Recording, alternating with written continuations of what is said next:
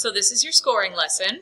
You may want to take some notes just because there's a little quiz at the end of this, or remember every single word I say. Or just go back in the YouTube video. I suppose you can do that as well. Josh is going to write some of this down so you'll be able to see it visually, but here we go. Scoring, everything is scaled to 36. Each individual test is scaled to 36, and then the entire test overall. So just remember that magic number, 36. The essay is an exception, but you don't need to worry about that right now. You will someday, but not in this moment. So with that 36 number in mind, remember I said that it was scaled. So there's a raw score that is not the same as a scaled score. A raw score is really correct answers. So every single question that a kid gets right, that's a raw point. There's no penalty, there's no negative. Remember back in the day on SAT, if a student got an answer wrong, it deducted points. That's not the case here. So we want guesses, we want a bubble in every single bubble. Blank answers are bad.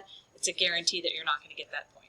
So every right answer, you're picking up one raw point, and then that gets scaled in each test to 36.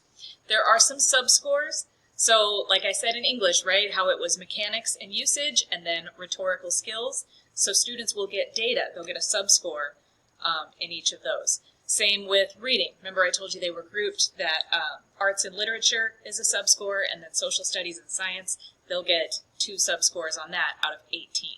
So everything, kind of point-wise is pushing us toward that 36. Here's what you need to know about it. Your students are going to ask you, what is a good score? What is a score I should be shooting for? What score should I get?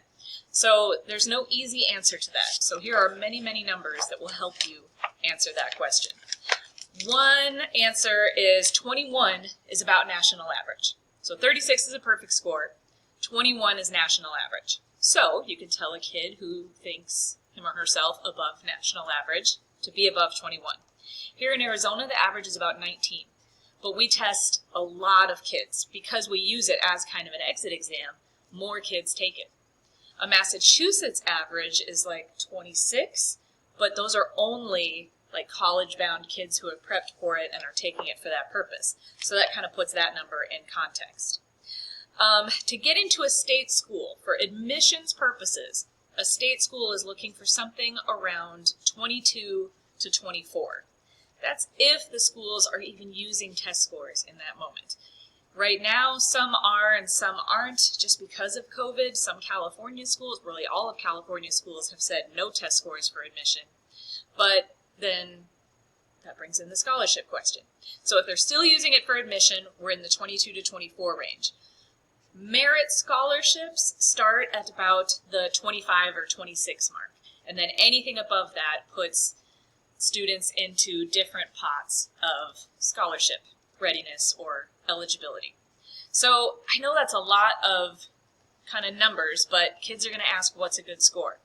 Another way that we think about it for them, because their brain really kind of works with just percent correct. They're so used to these classroom tests where they think they have to get 90% for an A, 80% for a B, and stuff like that. So to put that in context for students, we tell them that 63% accuracy on this test. So think about that raw score. 63% of the questions you answer are correct. That puts you in the top 25% of test takers. So they have to be okay with getting some questions wrong. And we'll talk about that a little bit more later. The last thing you need to know about ACT is about a little thing called a superscore. So let's say that I am a Sunny Slope student and I take the spring of my junior year free school administration of ACT.